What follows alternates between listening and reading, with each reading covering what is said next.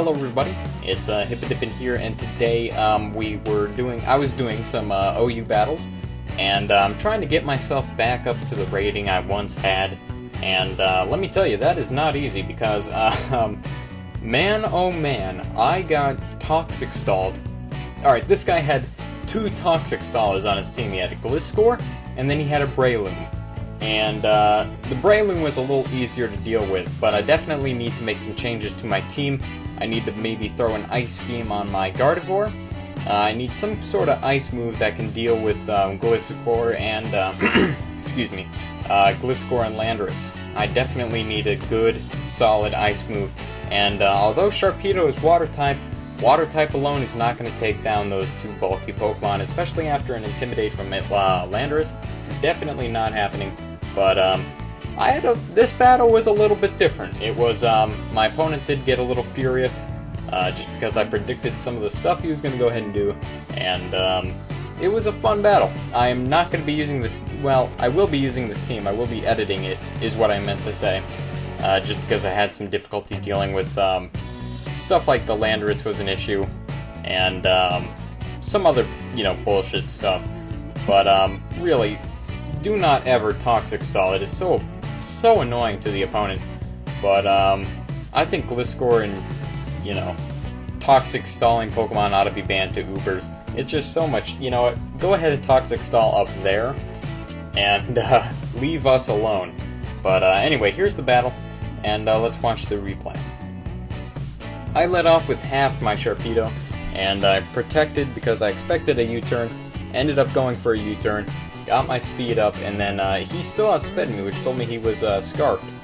And that kind of sucked. So I went for a Crunch, did not do much to the Greninja, unfortunately.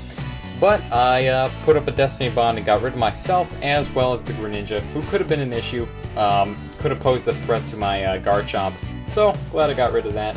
I then go out into Roundhouse and flinch the Jirachi. I can't talk. Anyway, I get a knockoff on it, and he kills me with the Zen Headbutt.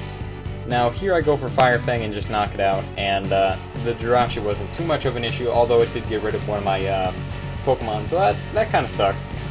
But anyway, in comes the Landorus, knocks off my leftovers, which sucks, and here I go for knockoff, and he went for U-turn, expecting me to go out into the Crobat.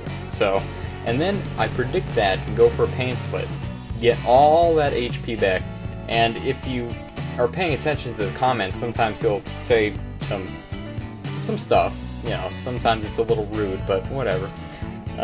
Anyway, I go for Brave Bird here, and the Landorus does threaten me, especially with the knockoffs, and then maybe it carries Stone Edge. There's a Stone Edge, and that is just kind of a bummer. Anyway, he kills my Unknown with an Earthquake. I go out into Rejoice here, and he goes for a knockoff. I set up a Calm Mind, and here is where an Ice Beam would have been great, because a Psyshock does not kill, somehow. I probably should have gone for Moonblast, but I was expecting maybe the Venusaur to come in, or something like that, but it was just a dumb thing. Anyway, I'm able to kill Latios in one hit, and I did not know I was capable of doing that.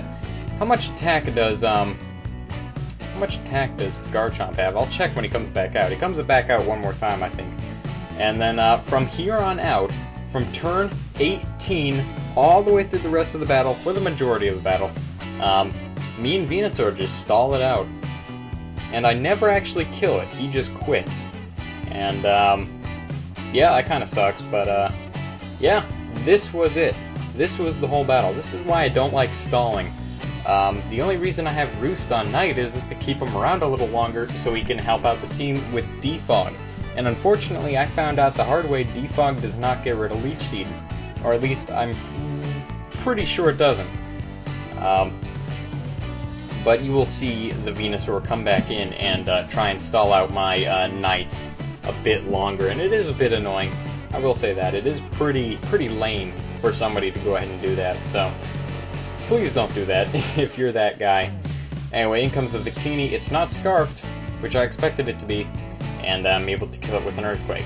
In comes the Venusaur, and I hit it with an Earthquake, and unfortunately it doesn't do too much. It does 33%, so it does a third, but Anyway, so the Venusaur ends up wasting a lot of synthesis, and you will see the reason he quits is because he runs out of synthesis. And that's just the kind of player that is, you know.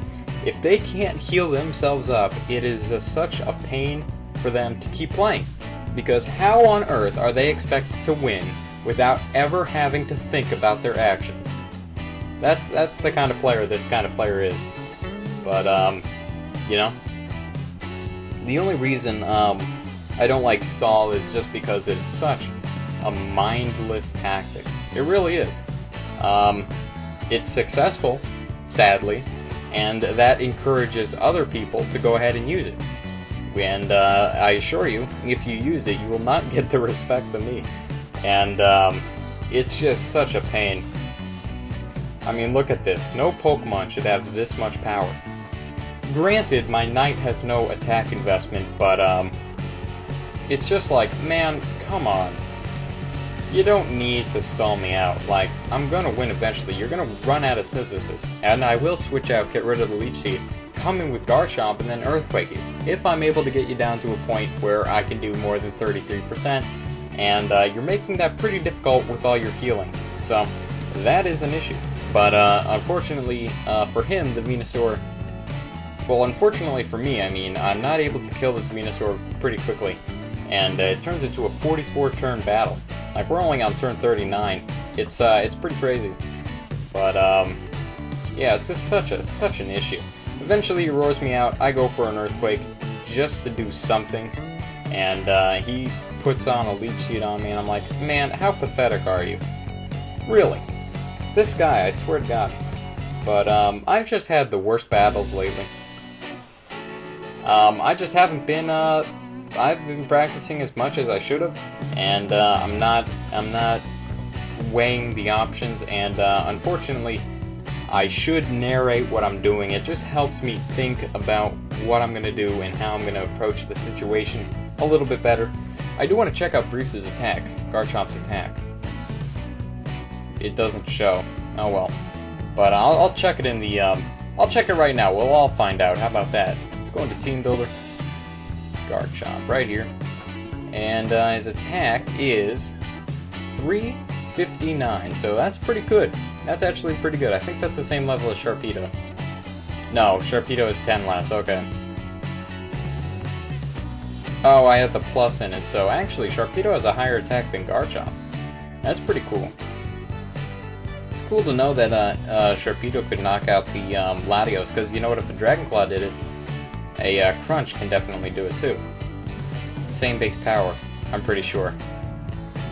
Yeah, same base power, I could have done it with half, so that's pretty cool to know. I might replace Roundhouse, but I mean, he just hasn't not gotten a good chance to go ahead and demonstrate what he can do. And I think it would be beneficial if I did have a fighting type Pokemon on here, so I'll keep him on. It's oh, I do want to change Rejoice's move, so I'll do that off camera, and I'll see you guys later. And I'm Hippidibin, and if you guys like the content, please subscribe, leave a like, a rating, comment, doesn't matter to me. And yeah, thanks for watching.